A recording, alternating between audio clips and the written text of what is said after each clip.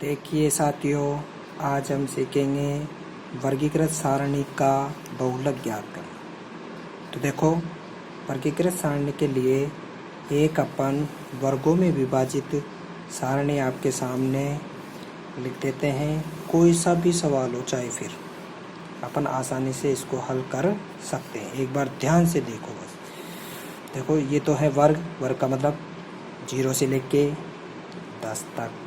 Okay, 10 से लेके 20 तक।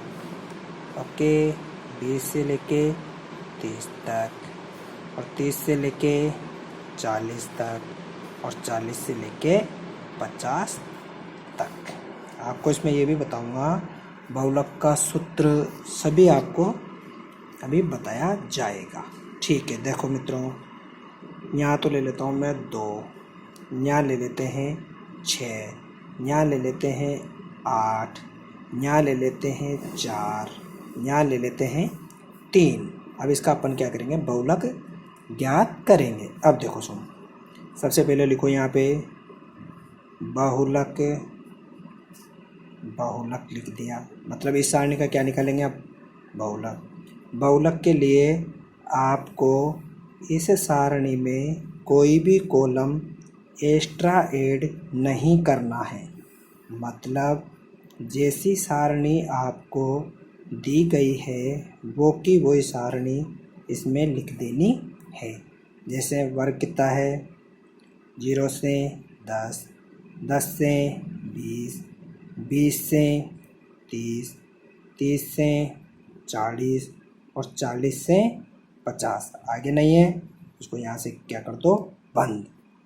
ये 2, ये 6, इसके सामने 8, इसके सामने 4, इसके सामने 3। अब देखो ध्यान से, सबसे बड़ी बारंबारता, मतलब ये एफ का मतलब होता है बारंबारता।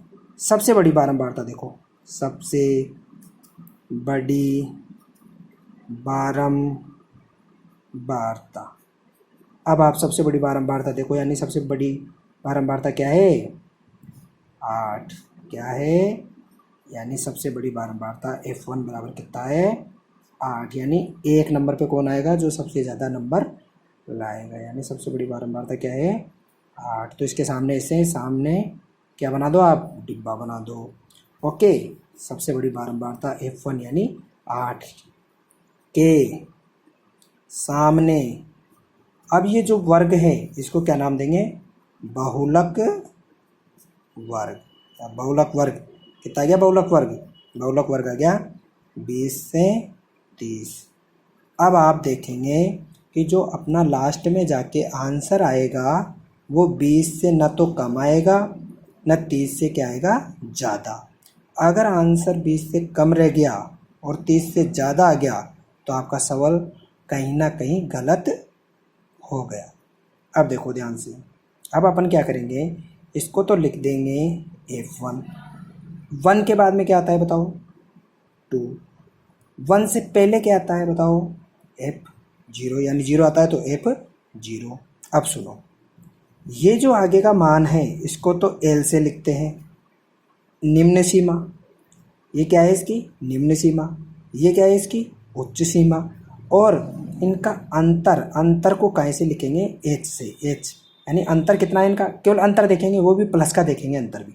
ये नहीं कि आप 20 में से 30 को घटा दो और माइनस के 10 लिख दो, नहीं, गलत। अंतर देखना है, इनके बीच का गैप देखना है, और गैप कैसा लेना है, प्लस का। यानी प्लस का क्या, 10। ओके, F0 बराबर कितना है, 6। F1 बराबर कितना आया था, 8। और F2 बराबर कितना आया था, 4।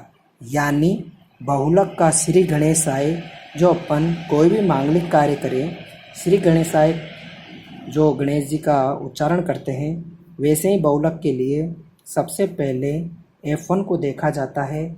उसके सामने जो भी वर्ग हो उसको बहुलक वर्ग मान लेते हैं। फिर बहुलक वर्ग से 2 मान प्राप्त होते हैं, एक तो L का और एक H का।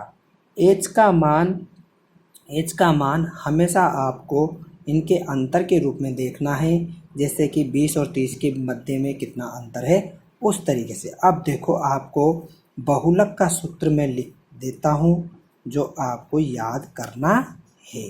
बहुलक को जेड से लिखते हैं। बहुलक जेड बराबर एल प्लस, और ये जो बटा का चिन्ह है ये प्लस के चिन्ह के बिल्कुल सीधे में लिखेंगे, F1 माइनस F0 2 गुणा F1 minus F0 minus F2 into H।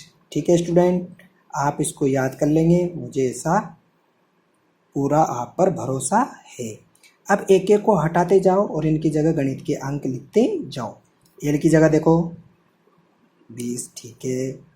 F1 की जगह देखो 8, फिर चिन्ह देखो माइनस, F0 देखो 6, फिर बटा 2 गुणा F1 देखो 8, वेरी गुड, फिर माइनस F0 बताओ कितना है 6, फिर चिन्ह काय का माइनस का, F2 देखो 4, फिर गुणा में देखो H कितना है 10। तो अपन इसको हल करेंगे, 20 प्लस बटा 8 में से 6 गया तो 2 और 8, अब नीचे जाओ 8 दूनी 16, माइनस माइनस के 10 इंटू 10। अब आगे करेंगे 20 प्लस ये 10 ऊपर गुणा होगा तो 20, और 16 में से 10 गया तो 6। अब आप यहाँ पे भाग देकर इसको हल करेंगे, तो यहाँ रफ कार्य में अपन इसको क्या करेंगे भाग दे लेंगे। 20 में 6 का भाग देंगे तो ये अशांत प्रवृत्ति का भाग है, तो देखो भाग देते हैं, 6 का भाग 2 में जाता ही नहीं है, अपन क्या करेंगे 2 संख्या लेंगे, 36 18 घटाया तो 2। अब कोई भी संख्या नहीं हो तो आप यहाँ पे पॉइंट लगाकर यहाँ 0 उतार सकते हैं। अब फिर वापस से 18, इस प्रकार से ये भाग 3 आप लिख सकते हो, यानी 3.33 बार बार में आएंगे ये, ठीक है। तो अपन इसको जोड़ेंगे तो 20 प्लस 3.3 यानी ये कितना आया 23.3, इसका क्या आ गया आंसर, यानी बहुलक बराबर जेड बराबर कितना गया 23.3। मुझे उम्मीद है कि ये सवाल अच्छे से समझ में आया होगा डियर स्टूडेंट्स।